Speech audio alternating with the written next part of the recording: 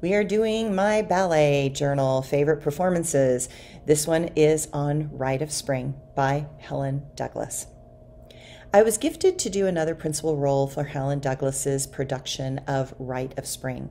Once again, Helen's unique choreographic style was brilliant, progressive, and caused us to ponder the deepest issues confronting our world at that time.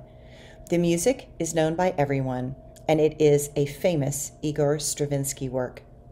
I had seen many versions of this production, but the one that Ballet West did was by far the best in my personal experience. She took the idea of looking deeply into the progression of life on Earth from reeds to fish to monkeys and then into man.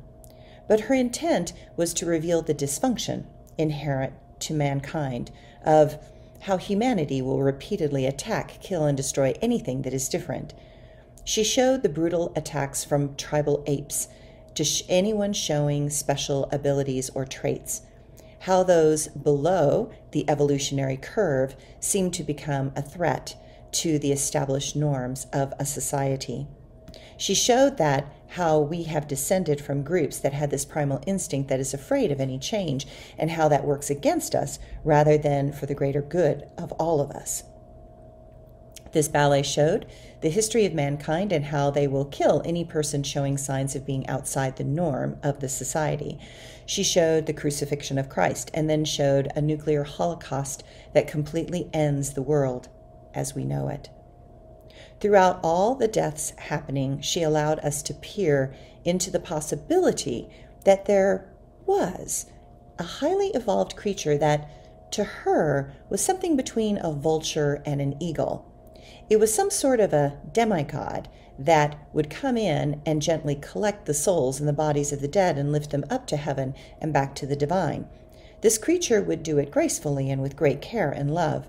She would do it as an offering up to God, but also a calling for God to intervene and shift the consciousness and awareness of the mankind off of so much fear, death, and dysfunction.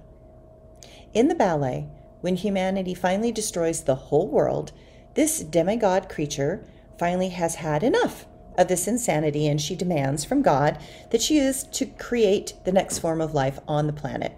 She goes into a tirade, and eventually God relents. She wants to cultivate a pathway through the density and allow the evolution of one soul to break past the barrier of distortion, hate, and fear. And so, she creates worm-like creatures that cannot see. They are blind, so they must learn to feel through the barriers that block their awareness. But sure enough, once again, eventually one shows signs of beginning to see past the barriers imposed by the demigod creature. But this time, she protects that creature and does not allow it to be killed by the others. Repeatedly, she protects it and blocks those less evolved from killing it. At a certain point, she opens its eyes and allows it to see the history of this world and all the death and destruction that has happened because of those being unique and different. She allows it to finally be able to open fully to the past, present, and future that is possible. In that moment, it can see everything. Once again, the blind creatures want to kill it because it can see, but this demigod has the power to not allow that to happen. And in the final moments of the ballet, she allows the creature to evolve fully into its potential. In a crescendo of music, the creature becomes just like her, and in the final sequence of music, she is dancing with the beauty of another powerful reflection of this human potential. Then together, they fly away into the light, freed from the trappings of suffering, fear, hate, and pain. Together they ascend. Then everyone that was blind on earth is also freed, and in those final moments, they too can see.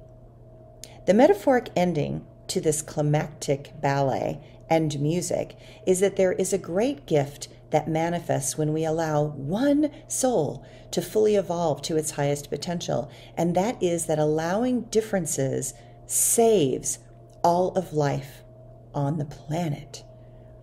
You see how this story is so powerful and profound, insightful and poignant for where we are in history, even now.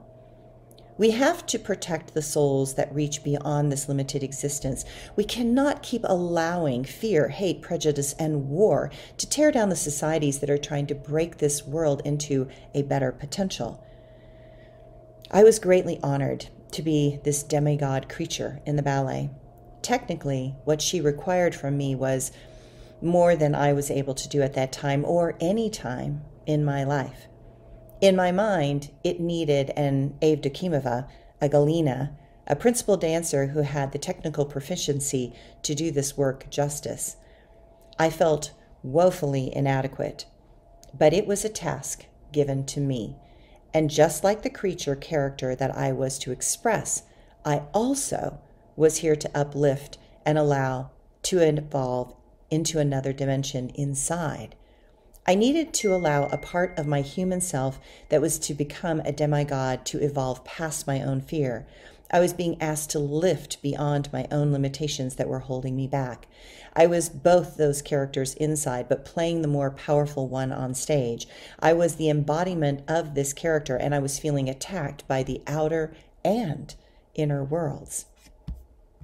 This ballet taught me that while we can blame the outer world, so many of us tear down the good in our inner self with constant complaining, inability to adapt or change, resisting what is new and innovative, and having unrealistic expectations on ourselves instead of appreciating what is unique and special about us right now.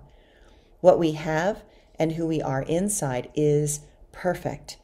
When we allow the societal demands of external sources to determine who and what we are, not only do we fail, but we are actually letting the world down when we do not become what we could actually be.